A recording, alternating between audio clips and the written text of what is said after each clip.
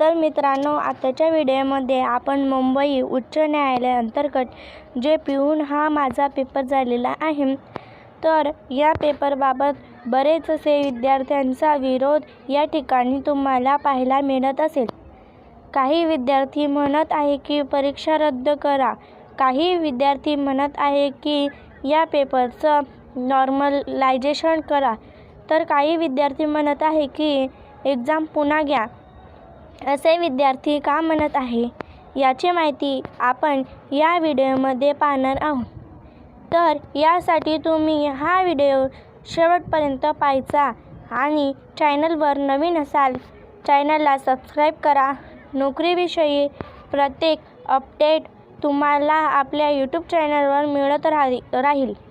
परत पाहिले कारण जे आहे ते असणार आहे की पहिला जो शिफ्टचा पेपर होता यामध्ये जीके विचारण्यात आलेले होते ते पण एकदम सोपे.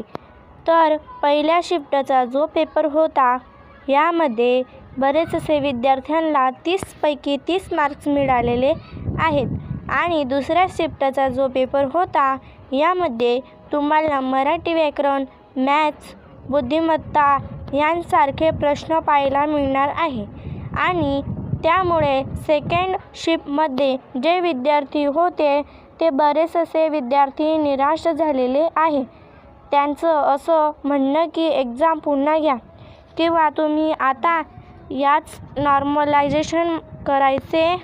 पहिल्या शीचा पेपर आणि दुसऱ्या शीचा पेपर दोन्ही मिळून याच नॉर्मलायझेशन करून घ्यायचं आणि याचा निकाल लावायचा अशी बरेच विद्यार्थ्यांची मागणी या ठिकाणी येत आहे.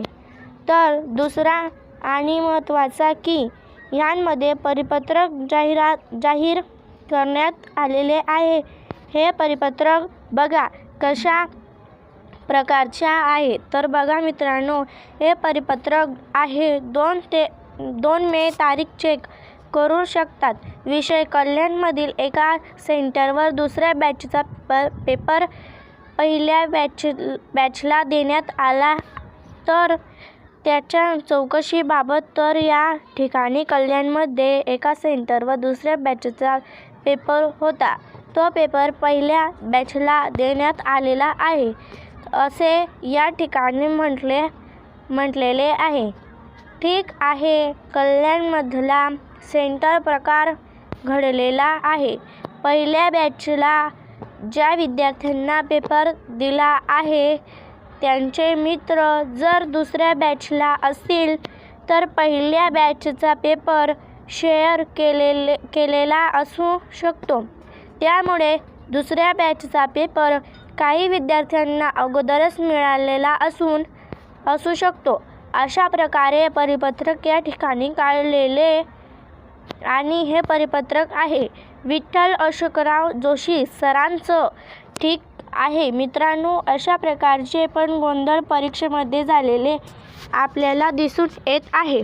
मुंबई उच्च न्यायालयामार्फत लिपिक, शिपाई, वाहन चालक अशा विविध पदांच्या भरतीसाठी परीक्षा धुळे शहरात आयोजित करण्यात आली होती.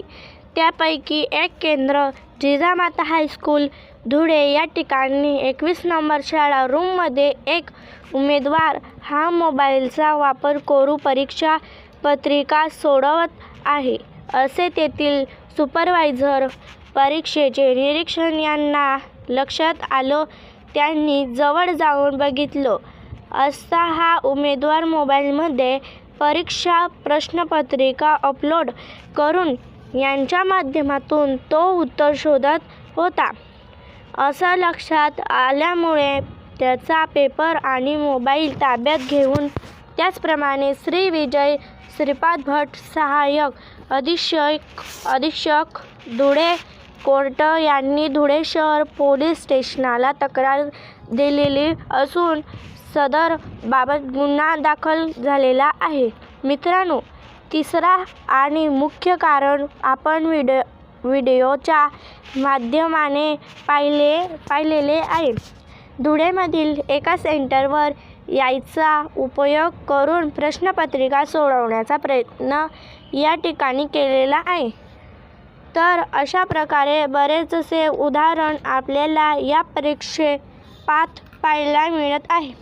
त्याचमुळे बरेचसे विद्यार्थ्यांची मागणी आहे, एक पुन्हा एक्झाम घ्या किंवा बॅच 1चा पेपर आणि बॅच 2चा पेपर या दोन्ही प्रश्नपत्रिके नॉर्मलायझेशन करून यांनी मार्क्स जाहीर करण्याचे असे या ठिकाणी बरेच विद्यार्थ्यांची मागणी आपल्याला पाहायला मिळत आहे.